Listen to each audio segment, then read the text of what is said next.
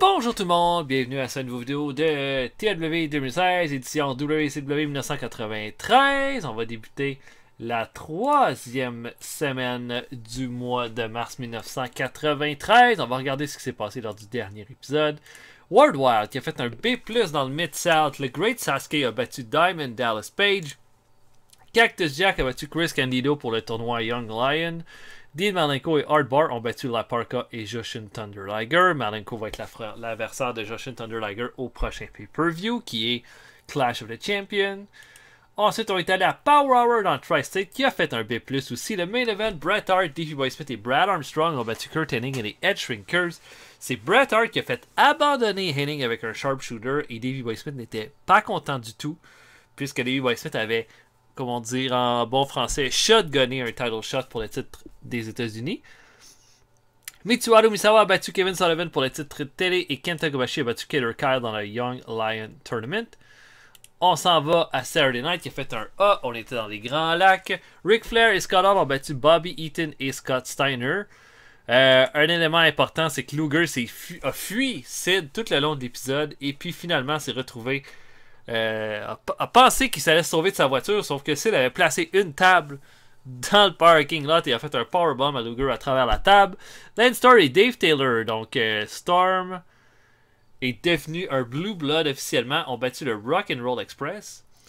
Mike Awesome a battu Eddie Guerrero pour le Young Lion Tournament et Mike Redondo a battu Chris Jericho dans le combat d'ouverture de la soirée. Nos champions, donc champion des États-Unis, aucune défense de titre, prestige de B, Kurt Hennig. Champion Cruiserweight avec 3 défenses de titre, Jushin Thunder Liger. Champion du monde avec un prestige de A, Lex Luger, 2 défenses de titre. Champion par équipe, les Killer Thriller, Great Sasuke et Stan Hansen avec aucune défense de titre. Et champion de télé, prestige de C+, avec 6 défenses de titre, Mitsuharu Misawa. Donc Misawa est notre champion qui a fait le plus de défenses de titre depuis le début. Ok, on a des personnes qui ont des problèmes de morale. Sasuke, des problèmes de morale qui ressortent de novembre 92. C'est tellement con ça. Là, il est content. Missy Hyatt, on va lui donner 3000, elle va être contente. Non, et non, il est encore.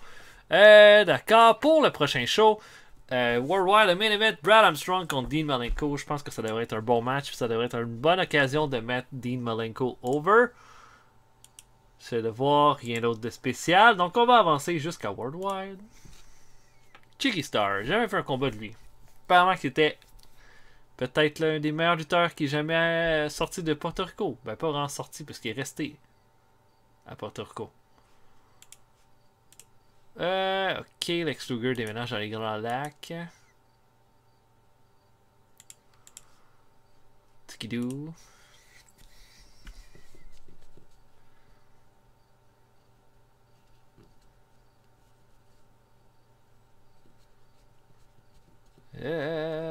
Nobutaka Araya. Ok. Haruka Hagen s'en va. Nouvelle équipe dans le PP, James Martado et Pez Watley. C'est tellement bizarre. Oh, George Hines, qui est rendu le Eagle, qu'on considère comme une future superstar. Et le PP qui est en action. Rex King a battu Bill Kazmaier, ça c'est pas dans nos signatures. Kidman et Duke Drozy ont battu le Morning Express.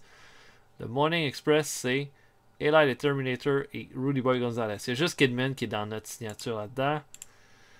Bobby Knight a battu Eddie Golden. Je pense même pas qu'on a signé Eddie Golden. Et James Martado et Pez Watley ont battu John Paul et Johnny Grunge. Ok. Le contrat de Haruka Hogan, c'était un sauf qu'on a non seulement rien pour lui, mais il ne luttera pas aux États-Unis. Great Sasuke veut une augmentation de salaire. Je pense que c'est raisonnable. Avançons.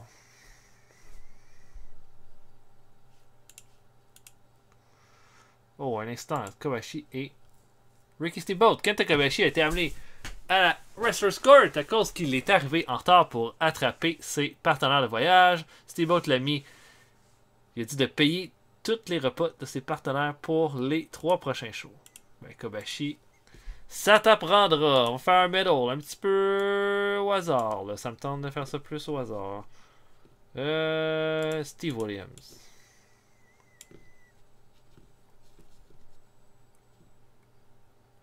Et Misawa. Non. Ok, je book Main Event Brian Armstrong contre Dean Malenko et on se voit après. À tantôt, tout le monde. Ok, on commence ça. Pre-show. Ricky Nelson de notre développement affronte Ripper Rogers. Combat tout à fait correct. Rogers va l'emporter avec un German suplex avec Bridge à 9 minutes 7. Combat tout à fait ce à quoi je m'attendais. Joe Gomez, un lutteur local, affrontera George South. South continue. Je pense que déjà, est-ce qu'il est sur une petite série de victoires en pre-show? En tous les cas, il va l'emporter sur Gomez avec un Pile Driver à 8 minutes 36. Ensuite, Norman le Lunatic affronte Gedo de notre développement. Gedo, pas encore là au niveau des performances. Et Norman le Lunatic va terminer ça avec un Jumping Senton à 10 minutes 25. Et Norman améliore sa technique. On est pas mal dans les derniers milles de Norman le Lunatic avec nous autres. Et le dernier combat de pre-show, Jimmy James, lutteur local, affronte Brian Pillman qui fait une excellente performance. Et termine le match avec un Enziguri à 7 minutes 56. Et Pillman améliore son performance skill au passage. On ouvre le show avec une promo d'Eddie Guerrero et toute une. Oh, wow! Je suis surpris. Eddie dit que ça va évidemment pas bien. Il s'attendait à remporter le Young Lion Tournament cette année, puis il est sorti en première ronde. Il faut qu'il trouve une façon de se relancer, puis il faut qu'il s'entoure. Je pense que là, maintenant, il faut qu'il commence à penser qu'il pourrait avoir l'aide d'autres personnes pour que tout ensemble, ils puissent s'élever dans les échelons de la WCW. Puis c'est ça qu'il va essayer de trouver à partir de maintenant. Un A. Donc c'est ça. Eddie, est-ce qu'il dit à la recherche de partenaires? Ah, un partenaire, 2 partenaires, c'est pas là. Un A, en tout cas. Un strong start. Le premier match, la Canon Collection contre les Edge Shrinkers. Bon combat. Wow, les deux Edge Shrinkers ont fait un B+ de performance qui est quand même vraiment excellent. Mais Doc Furnace surprend Fatou avec un Frankensteiner à 14 minutes 24 pour la victoire dans un bon match. De B-, Furnace améliore son performance skill. Fatou sa technique avec ce combat-là. Et une autre victoire de la Can-Am Connection. J'étais supposé leur trouver un spot, mais j'avais vraiment pas de spot pour eux ce mois-ci, malheureusement. C'est vraiment eux les gros. Ceux qui ont perdu le plus, mais je pense que ça s'en vient. Ça s'en vient. Un match pour le tournoi Young Lion entre La Parka et Chris Benoit. Dernier combat de début de round. Et dans un bon match de 12 minutes 40, Chris Benoit va surprendre La Parka et va l'enformer dans un Crippler Crossface. Pour le faire abandonner, Chris Benoit avance dans le tournoi et améliore son performance skill du même coup. On sait que c'est pas fini puisque Cactus Jack attend Chris Benoit au tournant avec ce qu'il lui a fait le mois passé. Ah, le promo de Steve Williams qui dit que Big Van Vader a parlé de lui, il dit qu'il y a encore des choses à régler. Williams dit que lui, il en a rien à foutre. Il va affronter n'importe qui, n'importe quand. Si Gros Vader veut se mettre dans son chemin, ça va faire comme la dernière fois. Il va le tasser, il va avoir la victoire. On regarde ça short et le main event. Un bon match entre Brad Armstrong et Dean Malenko qui fait un B, notre meilleur combat de la soirée. Dean Malenko va l'emporter clean sur Armstrong avec un Texas Overleaf à 15 minutes 19. Je pense que c'était pour le... C'était logique puisqu'il faut le crédibiliser pour affronter Jushin Thunder Liger au pay-per-view. Malenko améliore son performance skill. Vraiment, rien n'a été une surprise dans ce con. À part peut-être la promo des Guerrero avec un A. Tout est allé exactement comme on s'y attendait, là, donc excellent. Excellent!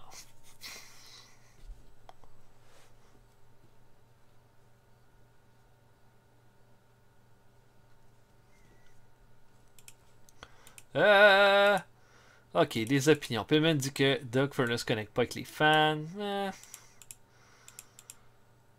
Ça va, là. GWP Down to the Last Woman. Ah, ok, un show de dames.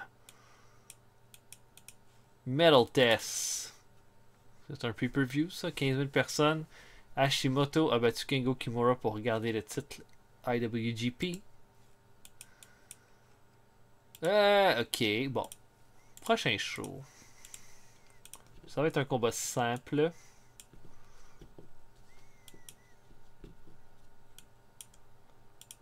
Ok. Est-ce que je pourrais effectivement, possiblement, avoir Liger?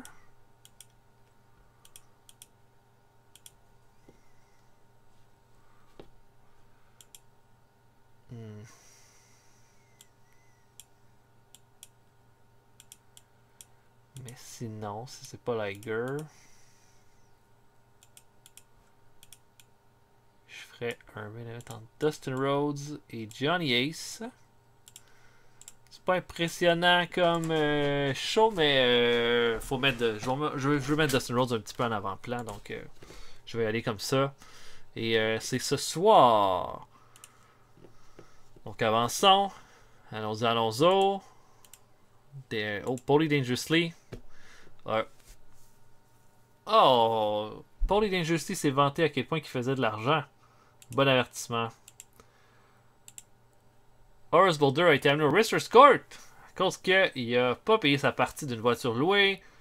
Ricky Steamboat l'a mis coupable et il doit payer la totalité de la voiture et rembourser ses partenaires de voyage. Steamboat est en feu depuis que... il est revenu, mais officiellement, je l'ai pas encore utilisé, mais... Ok, bon, Candido. On va essayer de trouver un Amigos pour Chris Candido. Je vais dire Shane Douglas. Non. Ok, donc, main event, Dustin Rhodes contre Johnny Ace. Je book et on se voit après. À tantôt tout le monde. Ok, on commence. Power Hour, combat de pre-show. Sonny Rogers affronte Horace Boulder. Rare victoire pour Horace Boulder qui va l'apporter qu'un big boot à 5 minutes 25. On n'est pas rendu là dans le niveau des performances pour Boulder, mais I guess que ça va s'améliorer avec le temps. Combat par équipe, le Rock'n'Roll Express affronte Ripper Manson, lutteur local, et Louis Spicolli, un No Enhancement Talent. Combat tout à fait correct avec un double drop kick pour faire le pin sur Spicolli à 9 minutes 36. Ricky Martin améliore son performance skill et Ripper Manson également. Ensuite, Ace Steel affronte Lord Steven Regal. Regal va l'emporter à 9 minutes 5 avec un Regal Plex. Il va améliorer son performance skill. Ace Steel va également améliorer son performance skill. Et dernier combat de pre-show, Davey Boy Smith affronte Sabu de notre développement. Et c'est un bon match de C+. Davey Boy Smith va l'emporter avec un Military Press Slam à 7 minutes 54. Et voilà pour Sabu, là, ça commence à être pas mal. Là. Je pense que ça va être un des prochains qui s'en vient dans notre main roster. On ouvre ça avec un combat pour le match, pour le tournoi Young Lion. Conan affronte Kenta Kobashi. Kobashi a l'air beaucoup plus focus, beaucoup plus dangereux. Sauf que Conan va le surprendre avec un Rolling Cradle. Il va voler une victoire là-dessus. Kobashi en vient pas. Et Conan commence à se rendre pas mal loin dans le tournoi. Kobashi va améliorer son performance skill avec ce combat-là. Et Kobashi est pas content. Il sait, le Ric Flair est revenu. C'est pas le genre de performance qu'il va vouloir voir. Et voilà, un C seulement par contre. Parce que Kobashi refusait de perdre en passant contre lui. Dans les champions par équipe qui s'amènent au ring pour regarder le prochain combat. Sauf que bang de la foule! Vinny Vegas attrape la tête de Sasuke et l'amène avec lui dans la foule. Hanson veut aller l'aider, sauf que DDP de la foule lui donne un coup de chaise sur la tête. Vinny Vegas prend Great Sasuke et lui fait un powerbomb dans les chaises des spectateurs. Et les challengers, les anciens champions par équipe, quittent le ring de cette façon-là. Gros beatdown des Greasers. Match par équipe avec les comment dirais-je, les lutteurs qui ont absolument aucun programme entre eux. Killer Kyle et Steve Armstrong contre Buddy Landel et El Cubano. Pas un mauvais match. Je suis surpris du D+ de Buddy Landel. Je me serais attendu une meilleure affaire, sauf qu'ils n'ont aucune chimie ensemble, Cubano et Buddy Landel. Au final, Killer Kyle va faire abandonner El Cubano à 12 minutes 18 dans un combat sans histoire de ses moins. Et le main event, Dustin Rhodes affronte Johnny Ace. Bon petit match de B-. Et au final, ben, c'est juste un combat pour mettre Dustin Rhodes en avant-plan. Il va l'emporter qu'un Running Bulldog à 14 minutes 59. Et après le combat, Mitsuharu Misawa vient au ring. Met le titre au centre des deux. Le challenge est donc officiel. Dustin Rhodes et Misawa se font face. Personne n'a rien à se dire. On veut juste laisser ça flotter comme ça. Et un bon B- pour le show. C'était bien. C'était bien.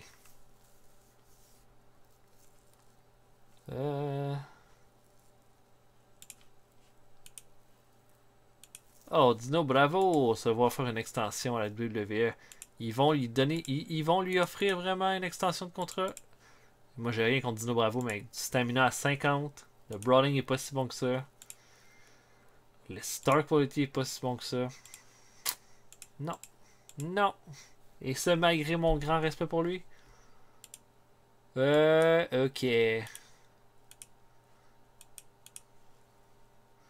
Donc la dernière fois, on avait un tag team match. À Saturday Night, on va en avoir encore un cette semaine. Tiens.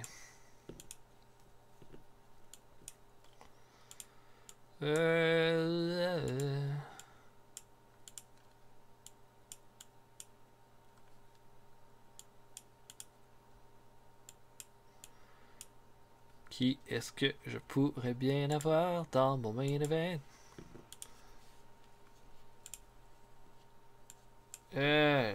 Ça que d'avoir Brett, ça pourrait être une bonne idée.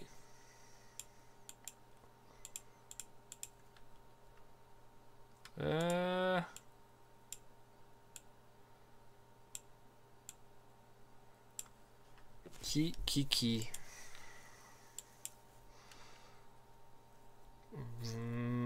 Faudrait vraiment que ce soit des lutteurs qui mériteraient ce spot-là. Oh ouais, je pense qu'on a un bon match. Brett. Ace Vicious. Contre Lex Luger. Et Kurt Hennig. Oh là là, c'est du solide ça. C'est du solide. Et ah ouais, j'aime ce main event là. J'aime ça. Et on va avancer jusqu'à Saturday Night.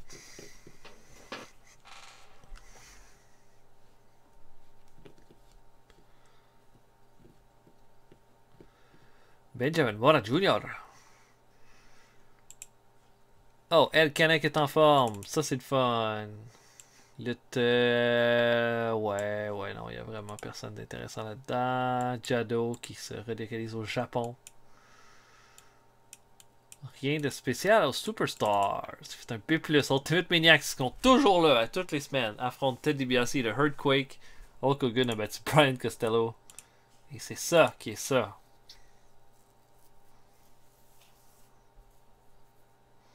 Le Latin Lover. Je l'ai vu une fois lutter, c'était au Royal Rumble 1997. Quand la moitié de la AAA était dans le match.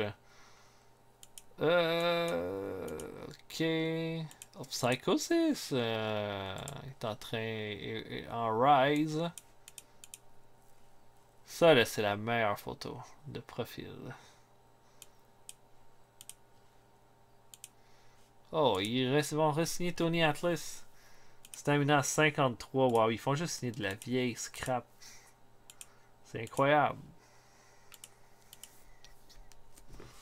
La vieille scrap est incroyable. Donc, ok, on va faire un middle. On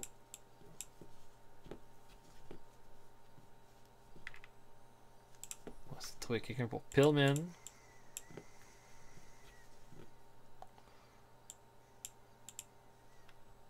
Bret. Oh non, ils avaient déjà une réaction positive et je l'ai...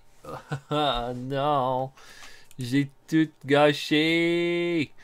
Bret Hart et Pillman avaient déjà une bonne relation et en essayant de l'améliorer, je l'ai simplement éliminé. Donc, je book Bret Hart, Sid Vicious contre Lex Luger et Kurt Hennig et on se voit après. À tantôt tout le monde. Ok, on commence ça. Pre-show, Bob Starr, lutteur local, affronte tout contre Scorpio. Belle performance de Scorpio avec un C- qui va l'emporter qu'un Scorpio Splash à 9 minutes 59. Scorpio va être un de nos beaux projets, j'ai bien l'impression. Ensuite, Chris Jericho affronte Brian Clark et ça clique pas du tout entre le mastodonte Clark et le cruiserweight Jericho. Jericho va quand même emporter qu'un Lion Tamer à 6 minutes 15. Rien de spécial à dire. Kevin Quinn affronte Joel Deaton. Je voulais voir ce que Deaton pouvait faire en solo. Juste pour tester, regarder les choses comme ça. Et c'est une belle performance de B- Deaton qui va l'emporter qu'un Bulldog sur Kevin Quinn, un lutteur local. Et le dernier combat de pre-show, Steve Austin affronte Tony Anthony, meilleur combat de pre-show de la soirée. Austin va l'emporter avec un Hollywood and Vine à 9 minutes 55 pour faire abandonner le Dirty White Boy. Dirty White Boy améliore sa performance skill. Et on va revoir Austin plus tard dans la soirée. On ouvre avec le grand retour de Ricky Steamboat. Et là, tout le monde est tellement content de le voir arriver. Ah, mon Dieu, mais c'est Ricky! Et il affronte Max Payne pour ce combat de retour. Vous vous en doutez, Ricky Steamboat va l'emporter avec un diving crossbody à 15 minutes 30. Une belle performance de Steamboat avec un B+. Vraiment rien de... On va faire quelque chose avec Steamboat avec la semaine qui nous reste.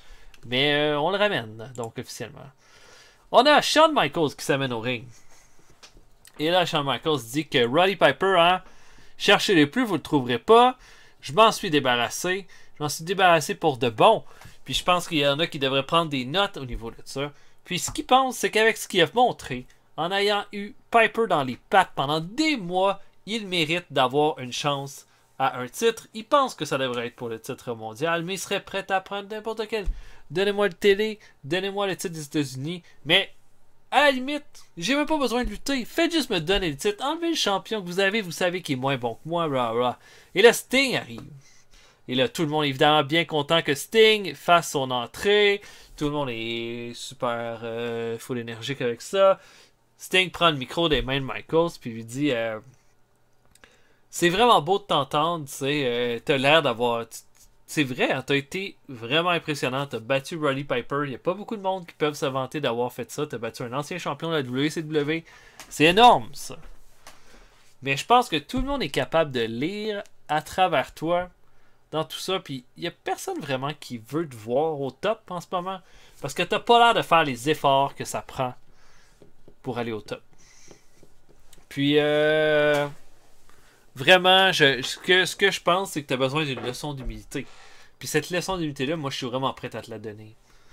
Et là, Shawn Michaels dit oh, wow, moi, j'ai rien. Je veux rien savoir de toi. On n'a rien à voir ensemble. J'ai pas le goût de m'embarquer dans quelque chose de gros. Je veux juste faire ce que je veux quand je veux. Puis, voilà, je veux rien savoir de ça. Et là, Sting dit ouais, ok, je comprends ça. Tu sais, on me l'a déjà dit. Arnold Schwarzenegger m'a déjà dit que t'étais pas intéressé à lutter personne en ce moment. Mais on a essayé de trouver comme le meilleur compromis. Moi, je veux encore un match contre Vader. Mais j'aimerais bien ça avoir une chance de te donner un peu d'humilité. De l'autre côté, Vader veut affronter Steve Williams. Fait que ce qui s'en vient, je te le dis d'emblée parce que j'ai la réponse, c'est qu'à Clash of the Champions, tu vas faire équipe avec Vader, tu vas m'affronter moi et Steve Williams dans un combat par équipe. Et là, Shawn Michaels n'est pas content, il s'en va, il est furieux, et Sting lui dit si tu penses que tu peux avoir des choses sans te battre pour les mériter, ben tu vas te rendre compte quand tu vas m'affronter moi et Steve Williams que il faut se battre pour mériter tout ce qu'on veut avoir à la WCW. Gros segment qui augmente le hit de la storyline A+, bang, bang, bang, peut pas demander mieux que ça. Merveilleux. Championnat par équipe, Killer Thriller font la première défense de leur titre par équipe en affrontant Kevin Sullivan et le Hellman. Sasuke a l'air encore un peu ébranlé de l'attaque des Greasers v'là un show. Mais au final, le Killer Thriller se débrouille super bien. Great Sasuke va faire un Michinoku Driver au Hellman pour terminer le combat. Et B+, une grosse performance. Le Killer Thriller, j'ai un bon feeling que ça devrait être. Je sais pas à quel point le règne va être long, mais je pense qu'on a une bonne équipe. Qu'elle dure quelques mois ou qu'elle dure un mois, ça me dérange pas. Je trouve ça vraiment cool d'avoir pu créer cette équipe-là de façon organique, puis qui font des bons combats constamment. Je suis vraiment content. On est en coulisses alors qu'on a la signature du contrat entre Steve Austin et Rick Rude. Austin arrive en premier, signe le papier et là Rick Rude arrive dans le bureau et puis veut écrire et il dit oh non je vais pas signer ça. Le Schwarzenegger dit t'as pas le choix de signer ça et Rick Rude dit dans mon contrat j'ai bien regardé, on a beau avoir promis des affaires, si j'ai pas le goût d'un combat j'ai aucune obligation de le faire et tu le sais, c'est toi qui m'as signé ce contrat là, Arnold. Arnold est un peu et là Steve Austin il fait faire, il dit là comment tu me l'as promis, je mérite ce combat là puis tu le sais autant que moi, puis Rick Rude dit non, il y aura juste pas de combat entre toi et moi. Et là Austin pète les plombs, attrape la tête de Rude et fait un stunner, et là ça va être la première fois qu'il va faire un stunner et Rick Rude va être complètement knock-out. Austin prend le crayon, le met dans la main de Rick Rude et signe le contrat comme si c'était Rick Rude qui l'avait fait. Laisse tomber le crayon Et Arnold a l'air bien content de ce qui se passe, serre la main d'Austin et dit ben, c'est officialisé pour Clash of the Champions. Et voilà. Combat pour le tournoi. Young Lion, Mike Awesome affronte Fatu. Bon combat de tough guy entre les deux. Et au final, Mike Awesome va faire un awesome bomb à Fatu à 14 minutes 54 et va avancer dans le tournoi.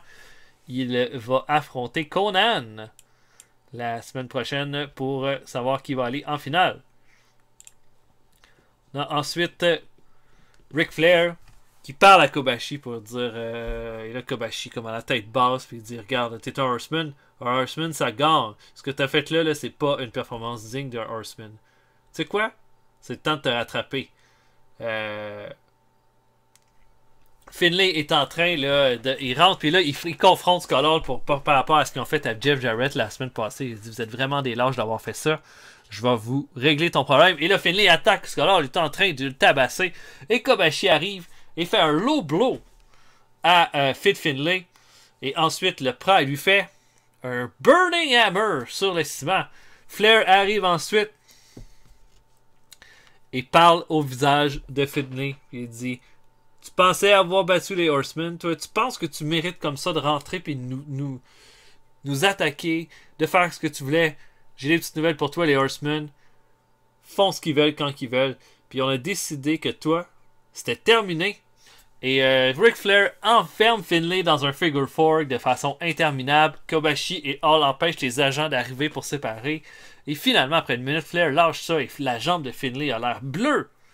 Et après avoir blessé Jarrett, ils viennent de blesser Finlay. Combat pour le coche. Le tournoi Young Lion Cactus Jack affronte Landstorm. Un B+ pour ce combat-là alors que... wow. Il n'y a aucun négatif. C'est rare que ça arrive. Cactus Jack fait un pulling power driver à 9 minutes 32 et l'emporte. Et voilà. C'est tout. On va en coulisses. Et Brian Pillman marche en coulisses. Il fait face. Et le Lord Steven Regal lui fait face. Et lui dit tu sais quoi, je sais qu'on s'affronte dans 2 semaines, mais j'aimerais ça qu'on prenne un peu les devants dans cette rivalité-là. Qu'est-ce que tu penserais de qu'on commence ça tout de suite? Et puis on dit oh, anytime, tu veux qu'on commence ça? Tu veux qu'on se tabasse? Et puis oui, sauf que là Dave Taylor arrive et un Landstorm un peu amoché arrive aussi. Ensuite, ouais, j'ai oublié mes Blue Bloods aussi vont se joindre à la fête. Et là, ils sont sur le point de sauter sur Payman. Puis Payman dit ouais, c'est quoi, il y a quelqu'un qui est venu me voir la semaine passée. Puis je pense que tes Blue Bloods commencent à prendre un peu trop leurs aises. Fait que j'ai 3 gars qui ont décidé d'être de mon côté. Et arrive Eddie Guerrero, Marty Jannetty et le 1-2-3 Kid. Et là, le gros brawl commence et Pillman... Et là, en fait, les Blue Bloods, pas de brawl. Les Blue Bloods décident de s'en aller comme ça. Et on se dirige vers un 6-man tag à Clash of the Champions avec Eddie Guerrero, Marty Jannetty et le 1-2-3 Kid ensemble contre les Blue Bloods et Landstorm. Ça augmente le heat de la rivalité et c'est très bien. On a ensuite Bret Hart et Sid Vicious contre Luger et Kurt Hennig. Ça n'a pas donné la note que j'aurais pensé. Pas un gros match de Sid Vicious, de B-. J'aurais pensé qu'il allait faire au moins un B. Bon combat, cependant, bien équilibré. Et alors que Bret semble avoir la victoire en allant sharpshooter encore une fois sur Kurt Hennig, Owen Hart va arriver. Il va lancer de la poudre dans les yeux de Bret alors que l'arbitre ne voit pas. Kurt Hennig sort de la prise, attrape Bret, lui fait un Eggplex et l'emporte pour son équipe. Bret Hart est vraiment furieux. Et Davey Boy Smith va voir son état après le combat. Mais Bret est comme là lâche-moi, je t'ai insulté, tu sais, j'ai perdu, blablabla. Et là, Davey Boy Smith et Bret s'engueulent. Je dis, hey, j'étais juste là pour toi, blablabla. Et Owen Hart arrive de dos et chair shot Davey Boy Smith dans le dos et ensuite chair shot Bret directement au visage. Owen regarde Kurt Hennig qui s'en va puis lui dit tu vas me donner ce que je mérite maintenant. Il semble qu'il y aurait une petite alliance entre les deux, ou du moins quelqu'un a promis quelque chose à l'autre. Et on termine le show de cette façon-là avec Owen qui est bien fier, seul dans le ring. Et un B+ pour notre show, ça nous augmente notre popularité dans 24 régions. On a trop utilisé Landstorm. Ça, c'est plate d'avoir fait ça. Oh, c'était le PP2. Psychosis a battu Hayabusa dans le main event. Rey Mysterio Jr. a battu Wolf Eddy dans le meilleur combat de la soirée. Un segment entre Rey Mysterio et Sabu. Mabel a battu Yokozuna pour le TV title. Ça devait être quelque chose à voir, ça. Ace Darling a battu Victor Zandieff et Ricky Nelson a battu Scott Taylor.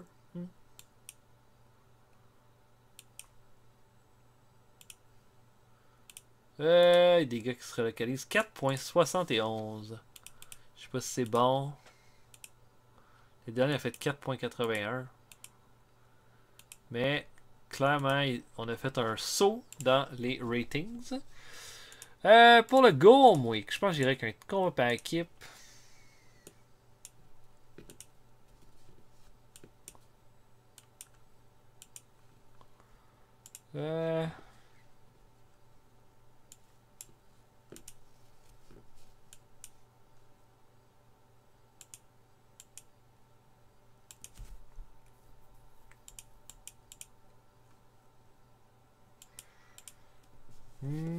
Qu'est-ce que je ferais bien comme combat? Mamma mia.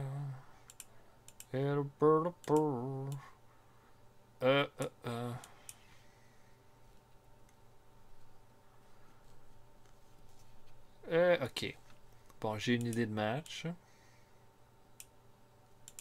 Non, peut-être pas ça.